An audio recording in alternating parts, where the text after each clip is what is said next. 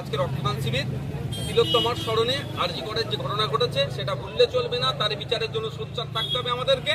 সে যে খুন হয়েছে আমাদের জন্য হয়েছে, আমাদের হয়েছে নি কথা বলছিলেন। আমাদের সাথে যে অন্যায় হতো সেটা নিরসন করার জন্য খুন হয়েছে, তারপরে তাকে ধর্ষণ করা হচ্ছে। একটা বার্তা যেটা ভুললে চলবে না। আর দ্বিতীয় হচ্ছে রক্তদানের গুরুত্ব কি, রক্তদান করতে হবে এবং রক্তদান নিয়ে সরকারকে নির্দিষ্ট একটা পলিসি আনতে হবে। দেখুন, নৈহাটির যে ঘটনা ঘটেছে সম্ভবত একজন মারা গিয়েছে গুলিতে, এটা কোনোভাবেই কাম্য নয়।